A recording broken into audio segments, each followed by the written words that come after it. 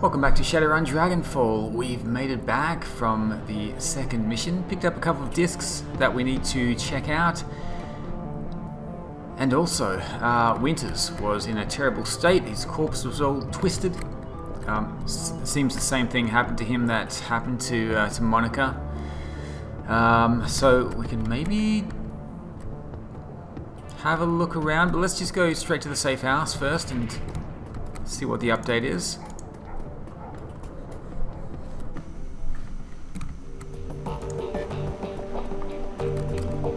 Blitz. Okay, he's the new decker. He's joining us now.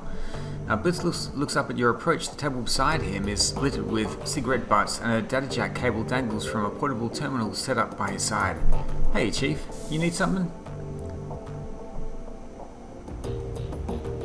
Any thoughts about that last run that you'd like to share? Well, Chief, I wasn't around for most of it, but you got me out of that hotel, and for that, you got my eternal thanks. You doing alright? His smile widens. Great, Chief. I'm doing just great. It's real nice to be able to wind down and relax for a change. No more worrying about this ganger or that ganger sneaking behind me and slipping a knife between my ribs. He slaps the table with a grin. It's a good change, Chief, I've got to say.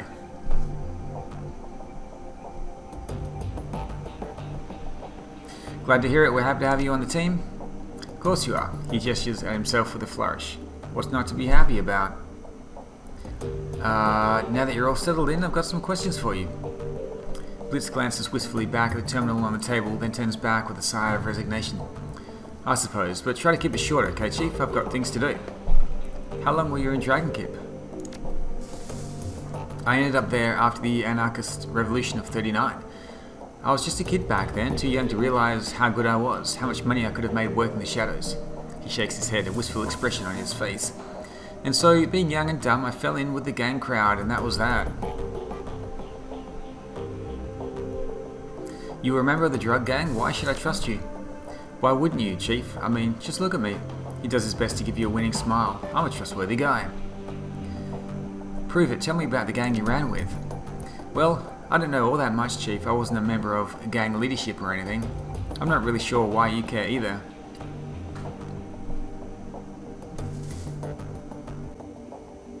Consider it a test. I need to know where your loyalties lie. He rolls his eyes. If that's what it'll take for you to trust me, fine. Anything for you, Chief. Well, where to begin? When I first arrived at Dragonkip, I spent some time taking in the lay of the land. The Swartz Herzen were still a pretty small gang, strictly street level, but I could see they were going places. I did a little pro bono decking for their leader, a fat little dwarf named Deirdre. Soon enough, I was part of the family. For a drug gang, that Swartz Herzen were decent enough folks. I made a lot of money with them, helped them take the hotel in the first place. We had a lot of good years there. Then Deirdre was killed in a firefight and our happy little family fell apart. Was that when the hotel got attacked? Blitz takes a deep breath, shifts his weight from one foot to another. Not exactly. The Swartz Herzen maintained their hold on Dragonkip, but the change of leadership was bad news for me. After Deirdre kicked the bucket, his second-in-command took over. She was a real piece of work, called herself Leonie Luster. She had a vicious streak a mile long and she was none too fond of me. Did she turn on you? Immediately. I don't know why. Maybe she felt threatened by my friendship with Deirdre back before he ate that bullet. Or maybe she was just jealous of my rugged good looks. Who the hell knows? The point is, she went after me, vigorously. Within 24 hours of Deirdre's death, I had a price on my head and then the hotel got taken over. So that's what you need to know about the Swartz Herzen. They were a great gang, a powerful gang. I helped to make them that way. Then they had a management turnover and everything went to hell. Blitz rocks back on his feet, his hands in his pockets. That's it, end of story. Anything else you want to talk about? Well, I do have intelligence too, so I've got some other question. Wait a second, that isn't it. There are some pretty big holes in that story. Come on, Chief, this is all ancient history. Wouldn't you rather talk about the future, the runs we're going to go on, all the money we're going to make? Blitz, tell me what happened between Luster putting the price on your head and the hotel being attacked. Alright, Chief, fine, if that's what it'll take to make you happy. So, I was in a bind, right? The members of the Swartz Herzen who were loyal to Luster were all out for my blood. And none of the others were going to stick their necks out for me. The advantage of being a gang is protection in numbers. When those numbers turn against you, you've got to get creative if you want to stay alive. What did you do? Blitz taps the plastic of his data jack. What I had to. Luster had declared war on me, so I retaliated, and I won. All without ever firing a shot. That's not an answer. Blitz sighs. You won't be satisfied until I spell it out, will you? Okay, fine. I hacked into Luster's computer and sent all of her information to a rival organization. Remember Frank from the hotel? He was my liaison. They hit the thwart surgeon and they hit him hard. Then they took the hotel. And then they took me. I'll admit that the plan backfired a little. You did what you had to do. In your place, I'd probably have done the same. Blitz lets out a sigh of relief. Thanks, Chief. I knew you would understand. Now, if you don't mind, I'd like to get back to what I was doing. He gives you a lazy salute. We'll talk later, I'm sure. And Chief, I'm glad to be a member of the team. Okay, so Blitz is on our side now. Let's see what else we can do. Dante, give him a pat. Can I give Dante a little pat? You look down to see a pair of bright eyes set into a scruffy face looking back up at you. Dante, Monica's old dog. Looking down into those huge brown eyes, you see intelligence and sadness. On some instinctive level, he must know that his master is gone. Dante lets out a small whine, then rubs his head against your leg. Let's pat him. Woof. Okay, Dietrich is over there, Eager is over there, we can check out the computer, Glory as well. We may be able to progress a little bit with their stories, and that could of course lead to something else. This is going to lead to the main story here. Let's see if Dietrich has anything else to say. Hey boss, Dietrich gives you a slight nod. What can I do for you? How are you holding up? You seem to take Monica's death harder than the others did. Dietrich shakes his head, a wistful expression on his face. Nah, no harder. But I'm less buttoned up than the others are. Eager will never let herself show any weakness. And Glory, well, she's too full of chrome to feel much of anything. He shrugs. Me, I don't give a damn. I've spent too much of my life putting on a show for others already. What do you mean by that? I used to front a punk band way back when, believe it or not. I've spent a pretty good chunk of my life on stage. Whenever we were playing, I was living up to our fans' expectations. Spouting off, getting into fights, getting drunk, getting laid. Not a bad life, all things considered. You can sing? What was your band called? How'd you go from fronting a band to running the Shadows? Wasn't as big as a leap as you'd think. I already had a healthy disrespect for authority, and I had the magic to back it up. One nice thing about shamanism, as long as you keep your idol happy, it doesn't matter what else you do. The Dragonslayer chose me to be his servant, and as long as I was scrapping with someone bigger than me, he didn't much care whether I did it on stage or in the shadows. You can sing? He regards you with a critical eye. I was the front man for a punk band, boss. Fuck no, I can't sing. He grins, but I wasn't half bad at riling up a crowd. What was your band called? Oh, I doubt it, boss. We've never really got any airplay. Come on, Dietrich, tell me. Alright, boss, if you insist. The band was called Messerkampf, spelled just like it sounds, in big capital letters with an exclamation point. We weren't a big act or anything. We sold a few records here and there, toured around Europe. We had a decent following in England, and we holed up in London from 31 to 36. Spent most of our time slumming it around the East End and picked up enough cockney to irritate the folks back home. He shakes his head. Truth be told, that whole chapter of my life is a bit of a blur. We didn't do it for the fans or the fame, and we sure as shit didn't care about our money. All that mattered to us was staying young and drunk and angry. He takes a moment to examine his gnarled hands, a sad smile on his face. We managed the second too. Good God, where has the time gone? Dietrich shakes himself from his reverie and looks back up at you. That familiar easy grin returns to his face. Well, anyway, boss, everything ends eventually. And I washed my hands of all of this years ago, so let's change the subject, if you don't mind.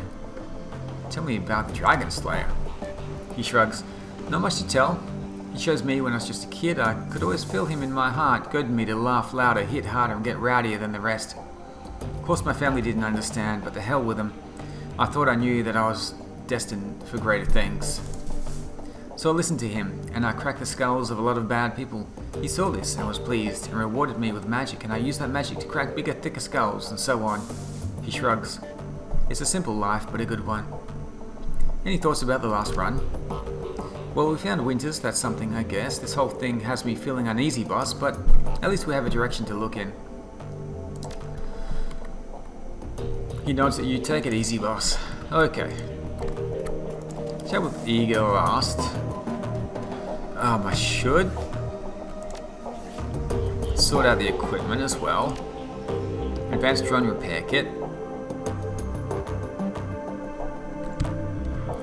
At least that is something I can put away.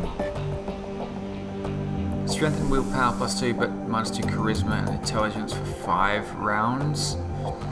Strength and willpower. Why would I need to use that in a fight? I guess using melee attacks. Strength would be good. Let's at least put the drone repair kit away. Area's predator is in stash. You can't use it at the moment. I shall keep that. Let's put that away. Let's put that away for now. Don't have anyone with drones, but that may change a little bit later. Can I move this? No, I can't move that. Need the basic medkit. We're gonna have to get some more medkits for sure. Dante. Dante can carry things.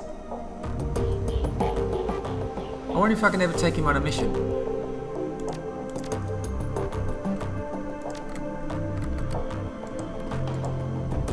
Let's talk to Glory. Talon, what do you need? How are you holding up? Don't worry about me, I'm solid. You sure? You look like you're a million miles away. I'll be with you when it counts. Right now it doesn't. We need to talk about what I saw in your aura. I knew that this would happen. Look, my aura is my own business and none of yours, understand? Agreed, but the thing I saw that was tied to your aura is as much my business as it is yours. It saw me, Glory. It saw you. That's what you're worried about. A short laugh escapes from Glory's lips. You'll be fine. Want to know a secret? It's been watching you for your entire life. You just never knew that it was watching until now. Some of us have bigger problems. For some of us, it takes a more direct interest. But I fixed that problem years ago. She gestures down at the vintage chrome that riddles her small body. The interest is still there, but it can't do anything about it anymore. Not unless I let it. So, drop it, okay? She pauses for a moment and the hard expression on her face softens.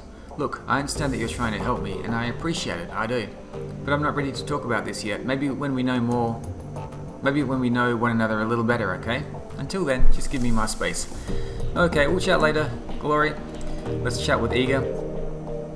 We did get a note to kind of speak, not be too soft on Eager. That was Monica's suggestion that she left in the computer last time we checked. Eager turns to face you. There's a pained look on her face. Look, I owe you an apology. Damn right you do. Angry, huh? Well, that's okay. You got a right to be. When Monica died, I was pissed. That probably doesn't come as a huge surprise, but I took that anger out on you, and I shouldn't have. Seeing Winter's body like that was enough to convince me you couldn't have done anything to help Monica, and I couldn't have either. We're dealing with something new. Monica was a good friend of mine. Her death hurt. I got carried away and I said some things that I shouldn't have. I want to apologize for that. Her body relaxes. She begins to turn away. Anyway, that's all that I wanted to say. There are a few things that I wanted to say.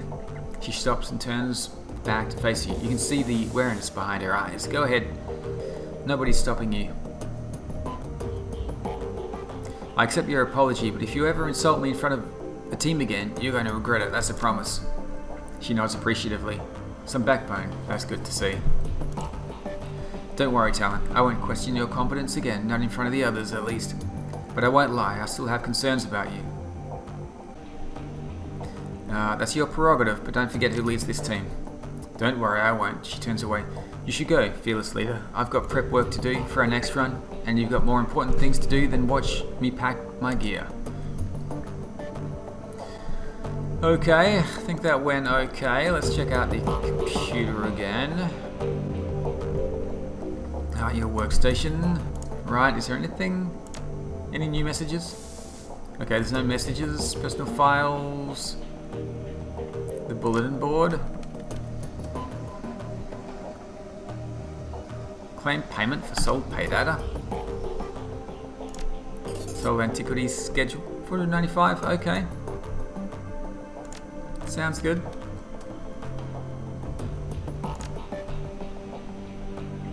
Where to find elves? Clients screwed me. Is there any elf clubs or bars in downtown area? I really want to meet one. They're just so beautiful. Maybe we can go dancing. Do elves like dancing? There's one in the tall scrub.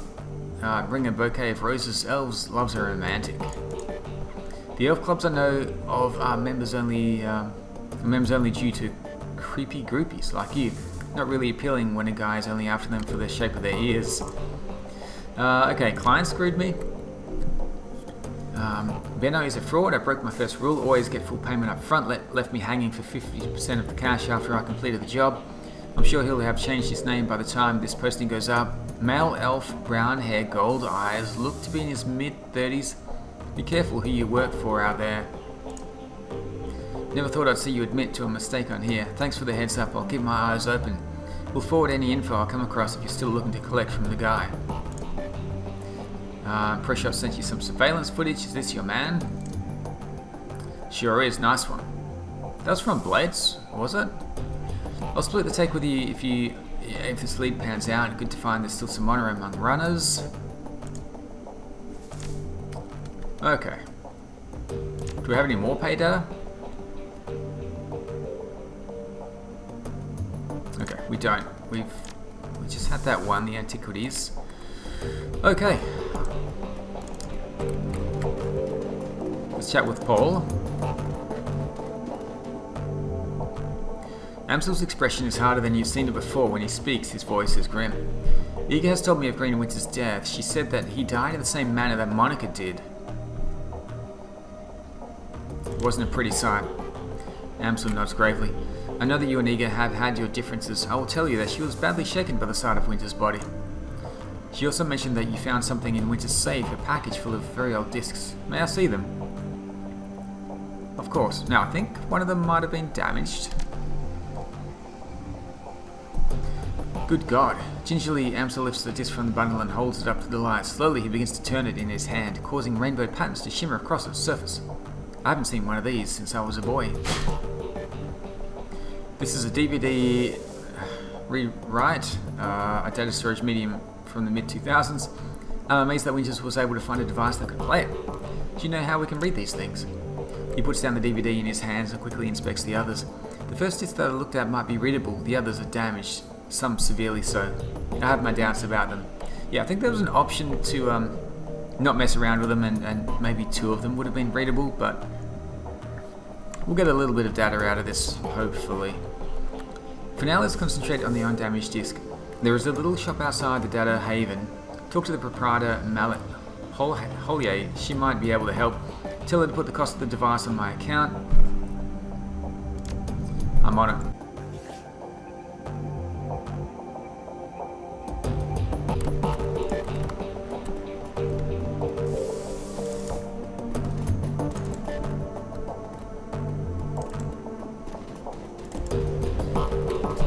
Okay, out to the streets. Is this the one? Is this the guy? Mallet Hollier, he is the one. Or she. Welcome back, what can I do for you? Item broken drone. I acquired this drone. Can you get it up and running again? Yeah, probably. It might take a bit of doing though. I love working on these old corp drones. Can't make you any guarantees, but either way, it's on the house. I'll leave it in your hands. I'll start on it right now. I'll see you later. Okay, so we might get a drone out of it. I can't use it, but I might be able to sell it. Hang on a second, there was something else I wanted to talk to you about. I'm looking for something that can play back a DVD. Really? That is old tech. Very old, in fact. Just a moment, I'll go look. She turns to rummage through a bin of obsolete components at the back of her stall. Ah, yes, here we are. The dwarf wrestles a mid-sized flat-screen display out of the bin. This display has old enough hookups to connect to a DVD player, RCA, you know, vintage. The player itself, though, this I do not have. You may wish to try your luck down at the junkyard. There is a scavenger there, a primitive man with a crude disposition. If anyone here in the cruise bazaar can help you find your DVD player, he can. but he'll almost certainly attempt to overcharge you for it. She takes a deep breath and smiles up at you, but you're not here for gossip. Shall we conclude our business? I could give you the display for, say, 200 yuan. Paul Amsel said to charge it to his account. Ah, very well. I'll have it packaged up and delivered to her Amsel straight away. Best of luck finding your DVD reader. I wish you well. Okay. What else? I think this is the drone stuff. Oh no, this is also the cyber programs and things. Cyber decks. I have something basic already. Matrix Career Armor 2. +1 intelligence. Oh, I want this.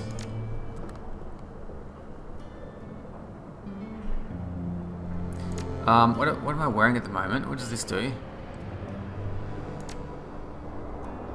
Oh, the shaman clothing. Yeah, just armor 1. Okay, so we've got armor 2 now plus +1 intelligence. Nice.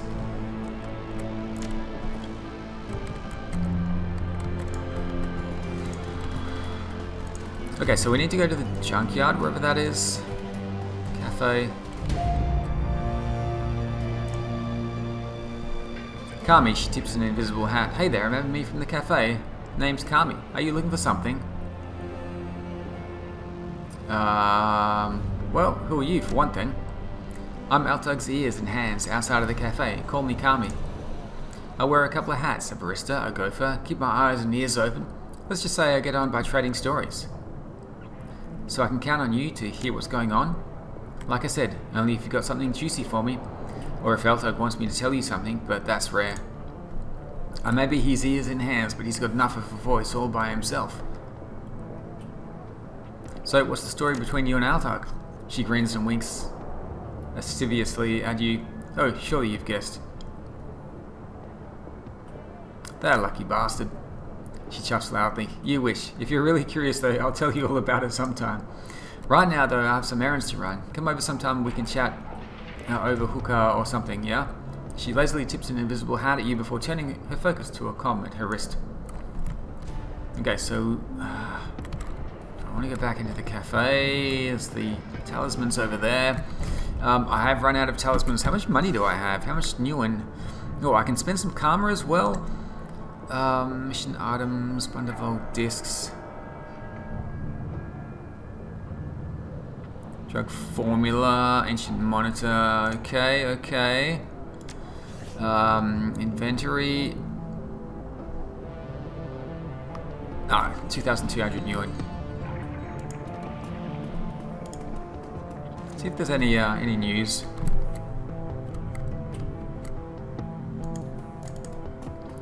Altug, any news for me? The Turk leans into you, keeps his voice low. I have information regarding that matter my people were looking into, Efendim. The one involving the surveillance device on my data tab. Altug, I've been waiting for my coffee for nearly an hour already. Are you growing the beans out back? The coffee vendor shouts. Can't you see that I'm speaking to an honoured guest, you tower of quivering corpulence? His voice lowers again. Now then, as I was saying, we were fortunate that you happened upon that surveillance tap when you did. The people on the other end were planning a very bad thing, to be sure. Very bad thing? Quite bad, yes. Monica Schaefer was an important member of this community, more than most were aware of. This Kies was under her protection.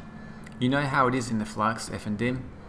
The governance of a place like this is tenuous at best. You never know who's going to be in charge from one day to the next. But Monica was a stabilizing force, and not just because she was dangerous. She was smart and funny and wise, and she had a way with people. They wanted to support her, to follow her, because they loved her. When she was killed, it left an opening for others. It would have meant bloodshed and pain if this council had been allowed to continue their plan, but they did not. We saw to it, you and I. Are they dead? They have been reasoned with. Let us simply say, the matter is settled and leave it at that. The Cruise Bazaar will maintain its stability a while longer, thanks to us. Now what can I do for you, Efendim? Would you like some coffee, perhaps?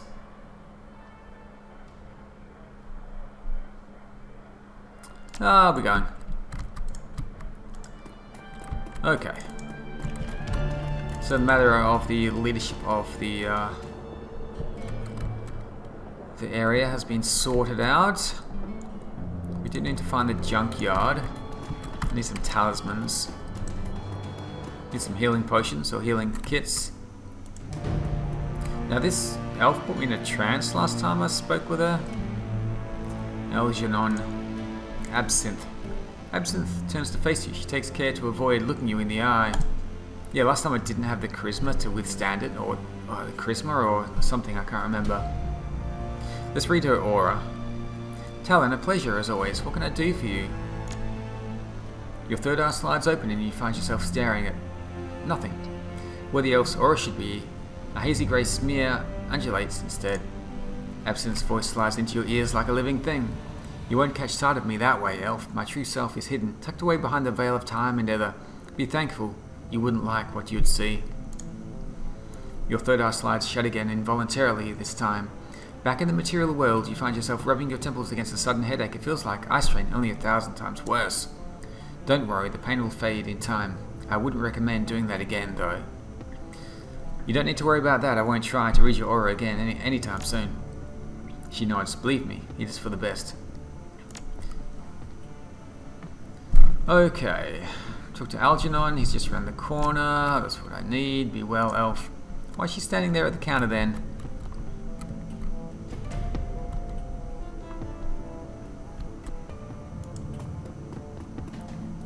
It's a pretty cool shop they've got here. I just noticed the circle in the back.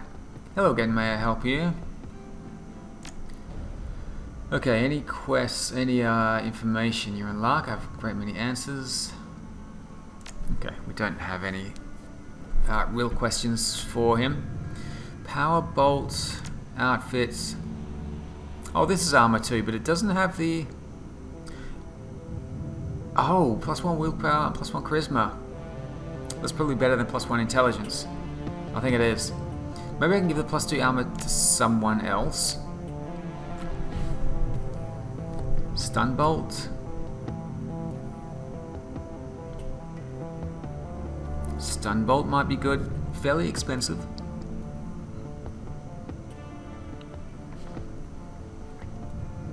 Acid stream would be nice as well. Required spellcasting 2. Conjuring. Fog? Quiet bomb. Silence? I don't know how useful that's going to be. Set 5 light cover barriers that last 3 rounds.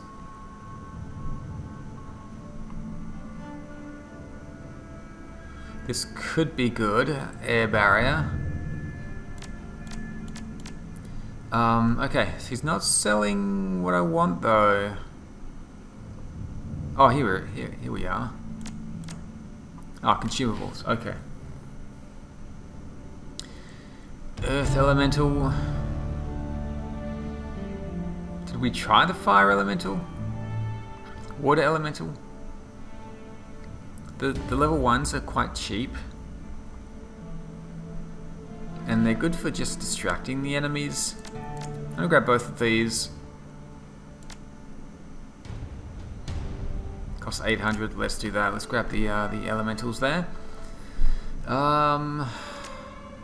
AK-97. We are using a rifle. That's fine. I think the other stuff has gone to the stash.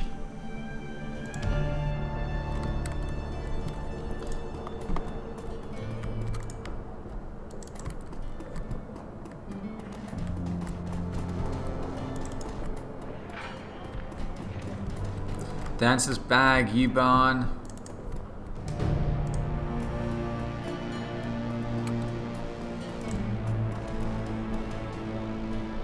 Welcome back. You need some weapons, some ammunition perhaps?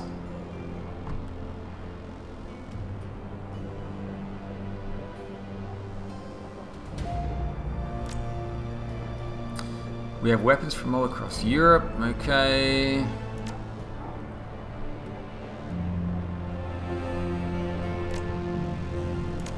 Would I have armor 4? +5 HP.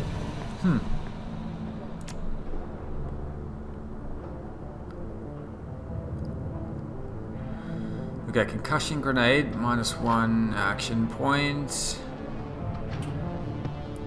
Frag grenade, 12. Flashbang grenade. Makes target easier to hit. Huh.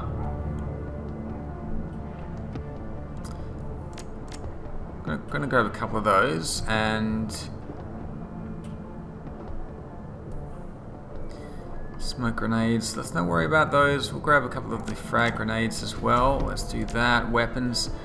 Probably could take a look at my karma and see if I can upgrade my skills. Yeah, let's not buy any more weapons at the moment, but I do want the grenades, so let's do that. I'll give them to someone else before the next mission. Let's take a look around. We are looking for the junkyard, and I'm spending too much money here. Oh. Okay. Is that where I need to go? Zach Flash. Welcome back, mean friend. What can an old Zag get ya? I've got the formula for a combat stim. Can you produce something like that? Oh, you know, I'm your man. I can hook you up right now. Show me what you've got.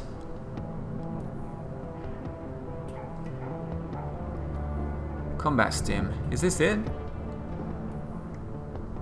Oh, here it is. Kamikaze. Combat stim that has +2 body, +1 strength, and +1 willpower for 5 rounds. +2 action points for 1 round is pretty nice. Do I want to see if anything else is going on? I could see what's going on with Lane. This guy's set up some kind of a charity for the orcs.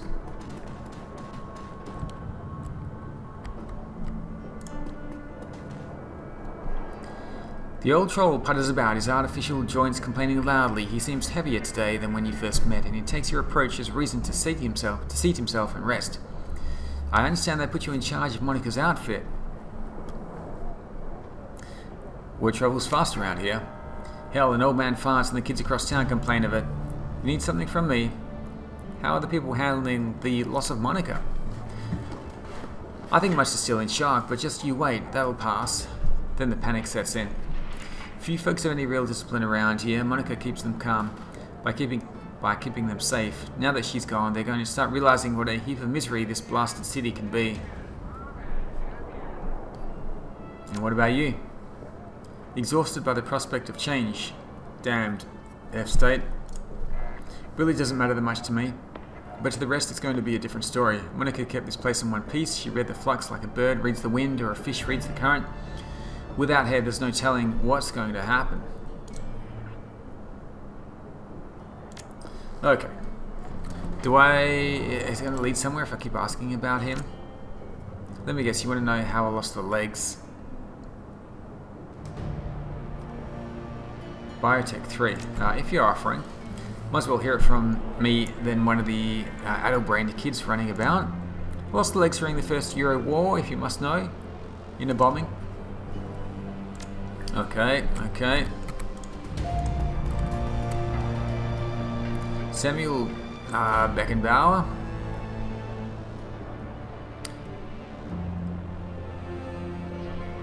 Right, he's the one running the organization, not him. What's he doing then? He's just hanging around. Are you accepting donations? Yes, of course. We're actually desperate for them, truth be told. People seem more intent on taking care of themselves than they are in providing for the less fortunate. Of course, these concepts are not unrelated. As poverty rates increase, so does the crime rate. Assisting the needy increases the quality of life for all.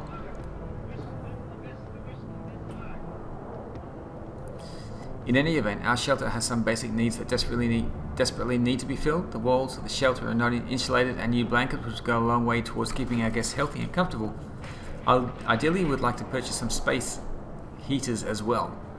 With 250 yuan, we could make the purchase. Whatever you could spare would be most appreciated. Shall we provide? Well, I'm going to provide the cash here. Samuel's eyes widen. This is incredibly generous. Thank you, mean friend. Not a big deal, Sam. Do good with it. I'm sure we're going to go on many more missions to get some more cash, more yuan. With this donation, we have reached our first goal. Thank you so much for your kind assistance. I will put your contribution to work stocking the shelter with blankets and heaters. Not a problem. Please do not downplay your contribution. You have shown kindness at a time when few others will. That means something. It means a great deal. Okay, we can probably continue on with these donations, but not right now. Okay. Looks like we can continue to support his organization. That will probably lead somewhere.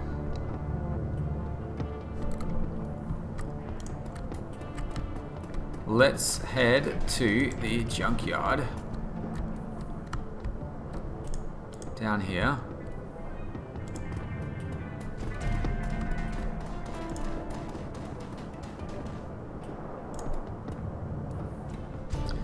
Scrody, a stout old man, looks up from whatever old tech he's tinkering with to squint at you through thick, old-fashioned glasses. He pushes them up with an oil-stained finger as he straightens up to nod at you. He speaks with a gruff but well-meaning tone, heavily accented with German tonality. Guten Tag, what can I do for you? Mullet tells me you're the man to speak to about DVDs.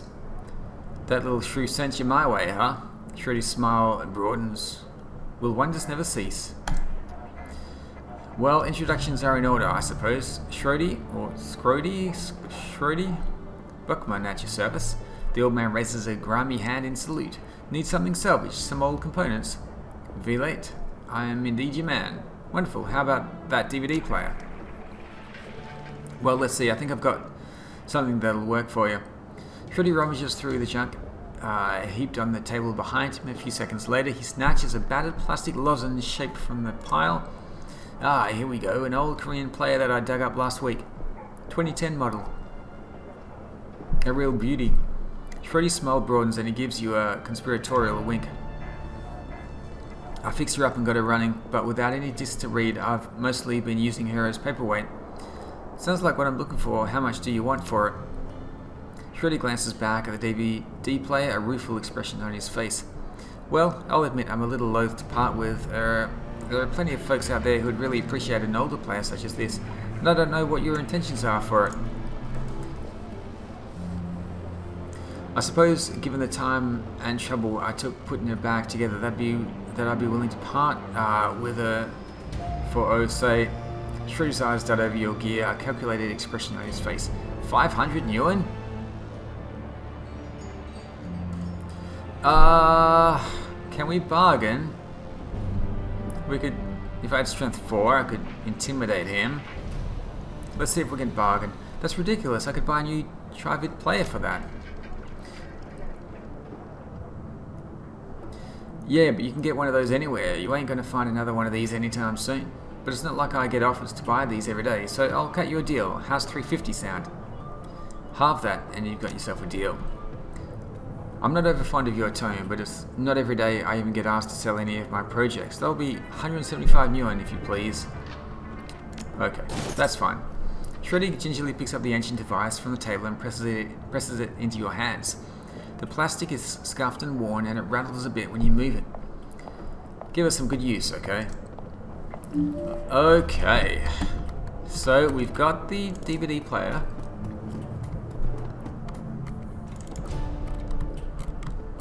Let's head back.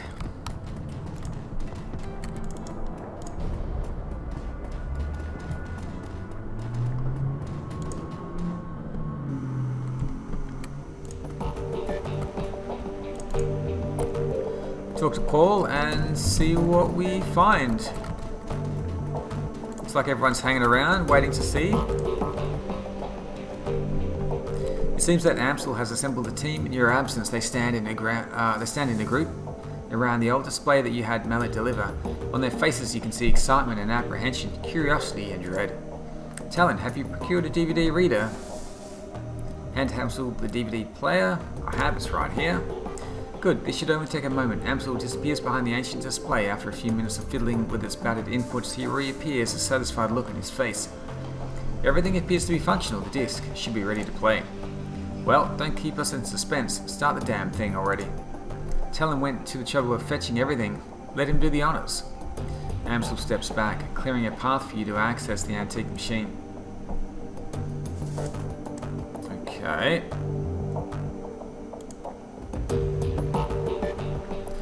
A soft whirring sound fills the air as the ancient DVD player spins the disc up to speed. The scratched LCD display comes to life and a menu fills the screen. Okay, there are 6 tracks. The screen goes black and a cheerful digital charming sound spills out of the display speakers. A crackle of static fills the air, coupled with a shrill electronic whine. After a few moments, the display goes live and a disheveled looking man appears on the screen. His eyes glitter with excitement. The timestamp on the screen is 2034-09-15. 15th of September 2034. Hermie, I think we found her. After all this time. First Schwinger, I knew that she wasn't dead. His speech is jittery. You can hear the urgency in his voice. She survived the Dragonfall, just as I've always said. I knew it. And I was right. The screen explodes into static and the electronic whine in the background sharpens into a needle-like pulse of high-pitched sound. Somewhere in the background, Dante lets out a low whimper. The screen clears and the excited face is closer to the screen than it was before. The words spill out of him in a breathless tide. Taking a team into the socks to retrieve her, the radiation be damned. We will take appropriate precautions, of course, but we must go. Hermie, I think that the body may be nearby as well. Somehow she has survived for all of this time. The screen explodes into static again, then clears. The figure flickers across the screen. May not be back for some time. Look after Mum, okay? I worry about her.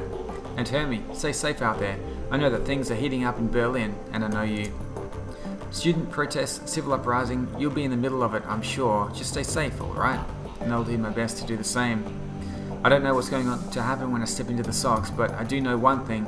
If the Fire Wing is still a danger, I will put an end to her, once and for all. The display goes black and the background whine fades away. A moment later, you find yourself deposited back at the menu screen. Let's try track 2. The screen goes black for a moment, then a figure appears on the screen. Your late client, Green Winters. His elbow is planted on the table that he's seated at, and his chin rests on his palm. The other hand is wrapped around a bottle of cheap whiskey. The timestamp on the video reads 25th of the 12th, 2053, so this is like 20 years later? Found a message Adrian left me all those years ago. Got it cleaned up as best I could. Strange hearing his voice again. He pauses to take a long pull on the bottle. It's good to hear him, even if he did insist on calling me Hermie. Dr. Adrian Vauclair, the hero of the people, the Dragonslayer, my brother. He grimaces and rubs his eyes. Hard to believe it's been almost 20 years. Alright, so I'm going to start recording these DVDs again. For me, for Adrian, for whoever might wind up watching them. Every time I do this, it winds up feeling like a waste of time, but I keep doing it anyway, on the off chance that I'll find something important. If I stumble into the clue that leads me to my brother, I know that I'm going to want it on film. I've been doing this for almost 20 years now, after all. No sense in quitting now. Christ, 20 years, all this time, and still no leads? Even with all of my contacts and my resources. He takes another long swallow of cheap liquor. Even with my legendary bullheadedness, I've made no progress at all. I haven't turned up a single goddamn thing. Want to hear something funny? The closest I've gotten to a clue was a rumor. Apparently a team emerged from the socks a while back. Nobody's clear on the date, but, and get this, he leans into the camera and gives a conspiratorial wink. Supposedly, they vanished without a trace. He upends the bottle, drains it, slams it back down to the table. His eyes are rimmed with red. Not much of a rumor, considering I already know that you're gone, big brother. I live with that every day. Abruptly, Winters leans forward and reaches for something off screen. The display goes black. Okay, back to the main menu. Let's play track 3. There is a grinding sound from the DVD tray, and Green Winters' image appears on the screen. There is an eager look on his face. 12th of the 10th, 2054. Stumble upon this archival footage of Schwinger's original attack. Months before the Dragonfall, easy to forget how devastating it was. Adrian saved a lot of people by bringing her down. I've got the footage all queued up to play. Starting it now, additional comments to follow. The slow whir of the DVD player shifts to a high-pitched whine. A distorted, wavering image blooms into being on the screen. A timestamp in the upper right corner of the screen marks July 6, 2012. It's difficult to make out What you're seeing at first, the scene is dark and smoky, and the telltale flashes of emergency vehicle lights flicker on the periphery of the screen. The camera pushes in, and you can make out two figures standing in a ruined landscape. All at once, the sound cuts in.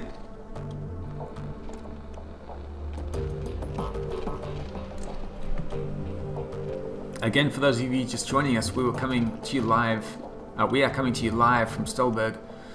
A few hours ago, the Dragon First Swinger launched an unprovoked attack on this sleepy Haas mountain town. And you can see the results behind me: fire, ashes, and blood. We are joined tonight by a survivor of this latest and most horrifying attack. The reporter turns to face a pale man standing behind him. Sir, I understand that you've been through a terrible ordeal. Thanks for taking the time to speak with us tonight. The camera switches focus to a middle-aged man with a haunted look in his eye as he stammers out a reply. Yes, of course. If you could, sir, could you please tell all the people at home about your experience of the attack? It was horrible, just pure chaos. So many people are dead, people I knew, roasted alive or trampled to death, trying to escape. My own house was burned to the ground during the attack. My family, we have nothing now. You all made it through the attack though, your wife, your kids? Yeah, we all made it, thank God. We rode out the attack in a small shelter, me, my wife, and our 2 daughters. The shelter protected us, but the heat was just unbearable. We couldn't have stayed in there much longer than we did. How long will you hold up in there? 3, maybe 4 hours? I don't know. We just stayed inside until the heat died down and the screaming stopped. And what happened after that? When it was over, when the air cooled down, the reporter nods and the man continues, we stepped outside.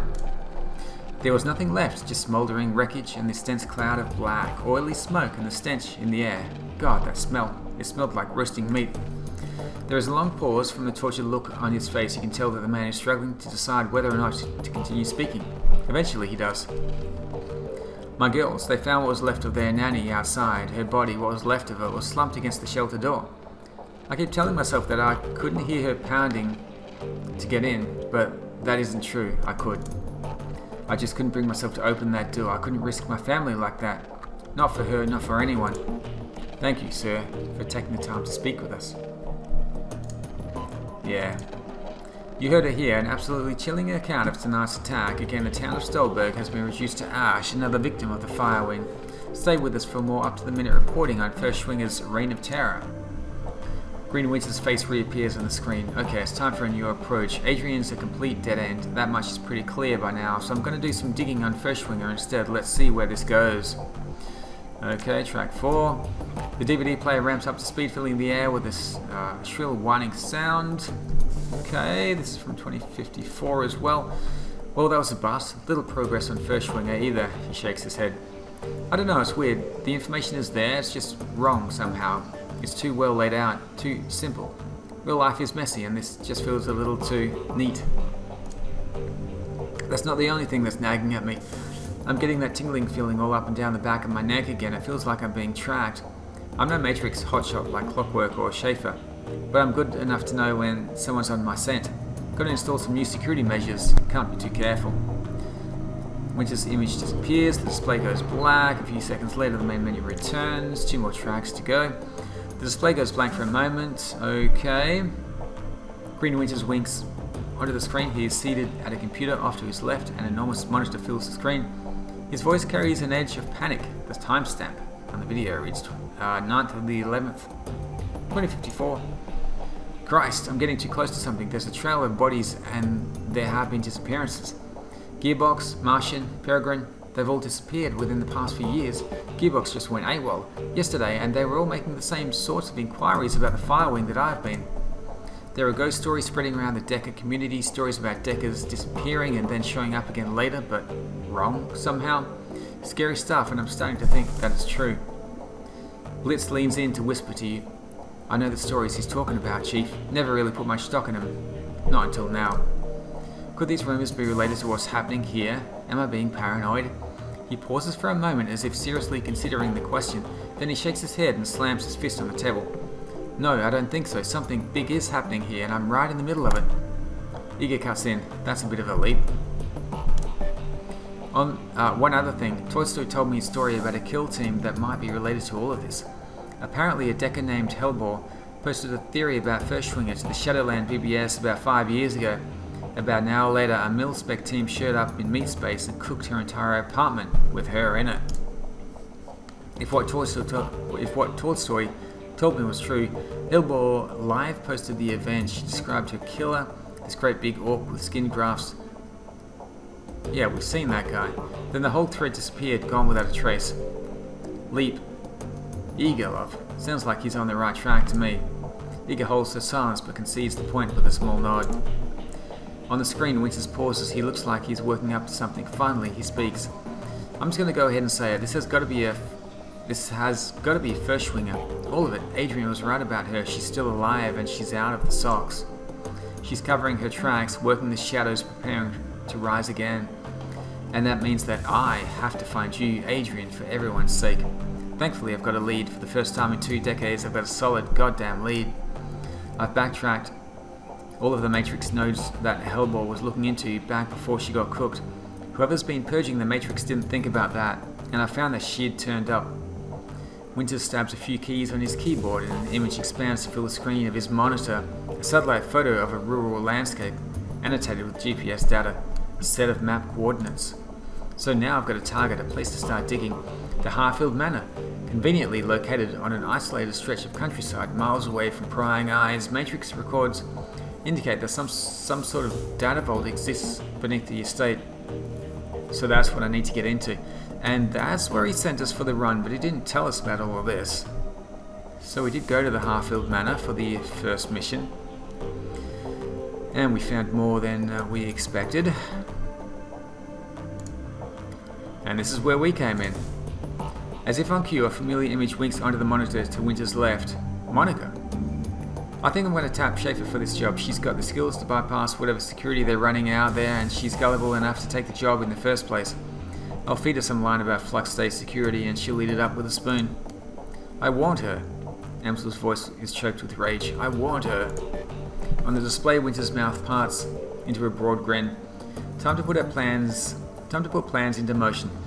By this time tomorrow night, I should have the information that I need, and on the off chance that Schaefer gets taken out, well, they'll tell me something too. Can't make an omelette and all that. Until then. Winter's image disappears, the display goes black. A few seconds later, the main menu returns. Track 6. When you play the 6th track, a small video window appears. You recognize the scene in the window. You're looking at the tattered drapes and nicotine-stained wallpaper of Winter's hotel room at Das Castle House. Okay.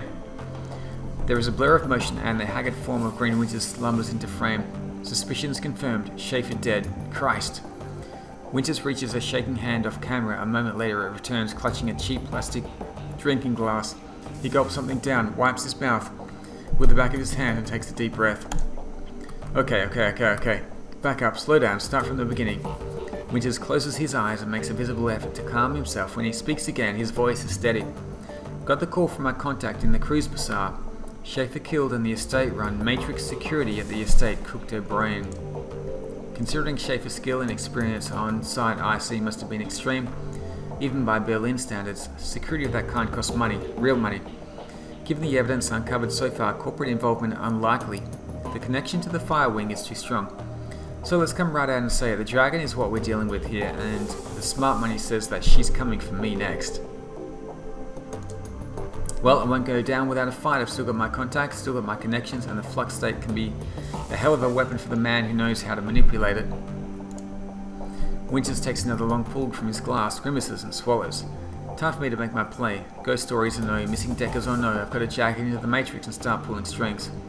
The countermeasures that I installed earlier should be more than enough to keep me safe for the 20 minutes I'll be in there. Winters drains the rest of the glass, then tosses it back over his shoulder. A moment later you hear the dull, clattering sound of hard plastic on linoleum. Schaefer's death was tragic. She was a staunch supporter of the F-State, but still, all things considered. Winters fishes for something off screen. A moment later his hand reappears clutching a data jack cable. Better her than me. He plugs the cable into his head and the screen cuts to static. And that's it. That's all we've got. As your finger nears the eject button, a black screen cuts in over the static. A moment later, Green Winter's haggard face appears. If you're watching this, then I guess that they caught up to me. They will be after you too, now. Bliss whispers in your ear again, more harshly this time. What the hell is this? Why didn't you warn me about this before I came here? We didn't know, not exactly. Not exactly. I didn't come here to get hunted by a dragon. I'm not even part of this. You are now, whether you like it or not, so quiet down and stop bothering him. Whoever you are, whatever you think you are after, you need to find Dr. Adrian Vauclair. Not because he's my brother, because if Furschwinger is rising again, he's the only one who can stop her. You've seen what happens to people who get too close to this. I'm dead, and dozens of others have died. You'll be next, unless you can find Adrian. Okay. Oh my goodness. Paul. The room goes quiet as everyone struggles to process what you've just seen on the DVD. Finally, Dietrich breaks the silence. A dragon. Son of a bitch. Green Winter sends us up against a dragon? The Firewing. Amsel's voice is thick with dread. She lives. I'm really starting to regret the fact that I didn't just stay at the hotel. Eager ignores him. Wait a second. We don't know for certain. Dietrich lays a hand on Eager's shoulder. The evidence seemed pretty convincing to me, love. I'll even take it a step further. I think that secret facility that we stumbled into was her lair. The room falls silent. Eager and Glory exchange glances. After a moment, Dietrich continues. Just think about it. The Decker that Winters got those coordinates from was posting about Furschwinger. Then she was killed by the same orcish bastard that attacked us after Monica died. That's a direct link between the dragon, the Scarred Orc, and the Harfield Manor. And then Winters was killed by the same thing that killed Monica. Exactly. My gut tells me that the dragon is down there, Talon, someplace far beneath the surface. I think that we knocked on the door to her lair without even knowing it, and I think that, given what we've seen, the dragon will do whatever it takes to keep us quiet about it. Okay, going on the assumption that there is a dragon and that she will come after us, what do you propose that we do about it? Okay, we're going to find Vauclair. Yes, Talon is right. Finding Dr. Vauclair should be our priority. If we're up against a dragon, we need to find ourselves a Dragonslayer. Winter spent 20 years searching for Vauclair and it got him nowhere. How do you propose that we find him? With the help of an information broker. I'll go talk to Altag then. For this? No. While her Berakazi is very capable, a task of this magnitude is beyond him. We need to make contact with the premier information broker in Berlin. We need to talk to Alice. Blitz scoffs at Amsel. Alice, best of luck, and I hope that you're rich. Amsel raises an eyebrow. For this? Rich enough, even if only just. Who is this Alice? A most prominent figure in Berlin's shadow community, ex-Schockel Wenrider. She provides information retrieval services for the F-State. Amsel turns to the computer console behind him and runs his fingers over a virtual keyboard. The machine begins to hum. If Winters was right, if Vauclair is still alive, she can help us find him. The console spits out a stick of black plastic. Amsel plucks it from the computer and hands it to you. Here. Your key to speak with Alice. A cred stick? Amsel nods. An encoded cred stick, yes. 10,000 yuan. Our Alice will not show her face for less. This represents the last of my personal savings, Talon. Make this meeting count. Where do I need to go? Take the U-Bahn to the Alstad Spandau. There you will find a connecting tube that locals refer to as the rabbit hole. You'll find a method of contacting Alice there. Don't call it that in front of her though. Word on the street is that she hates it. Please hurry. While you're out, I will work on acquiring new contracts for the team. Alice is the best there is at what she does, and her services carry a price tag to match. Okay, that's a lot to take in, so we'll save it here. And next up, we're off to meet Alice.